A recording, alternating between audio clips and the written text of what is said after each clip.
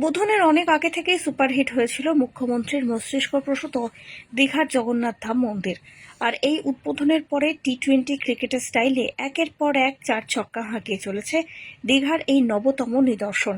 জানা গিয়েছে উদ্বোধনের মাত্র 3 দিনের মধ্যে মন্দিরে নাকি 10 লক্ষাধিক মানুষের সমাগম হয়েছে। এই তথ্য যদি সঠিক হয় তাহলে এটা মানতেই হবে যে এই মুহূর্তে দীঘার এই জগন্নাথ ধাম জনপ্রিয়তার বিচারে কড়া টক্কর দিচ্ছে অযোধ্যার রাম মন্দিরের জনপ্রিয়তাকে। এই মন্দিরের জনপ্রিয়তার আরেক উদাহরণ পাওয়া গেল রবিবার ছুটির দিন। শুধু ত্রিপুরা থেকে সস্ত্রীক দীঘায় ছুটে এসেছেন জগন্নাথ দেবের পরম ভক্ত।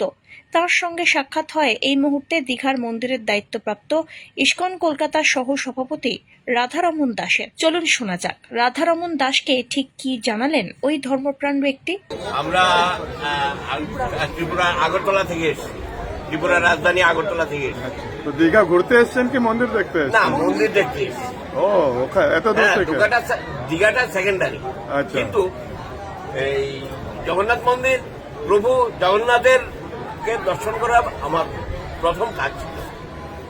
কিরকম লাগলো মন্দিরটা? খুব ভালো, সো বিউটিফুল। এত বড় সারপ্রাইজ আমার জীবনে আর আমার হয়নি। আচ্ছা, হ্যাঁ, যদিও আমি পুরী জগন্নাথ মন্দির দর্শন করেছি, প্রভু আমাকে দর্শন দিয়েছেন, তাই বলছি। বেশি দিন আগের কথা না, গত পুজোর আগে গিয়েছিলাম আমরা দুজন, আমরা হাজব্যান্ড অ্যান্ড ওয়াইফ। কিন্তু এখানে এসে খুব ভালো লাগলো, খুব সুন্দর লাগলো। এখনো তো ইনকমপ্লিট অবস্থায় আছে, কমপ্লিট হলে হলে আবার আসবো যদি বেঁচে থাকি।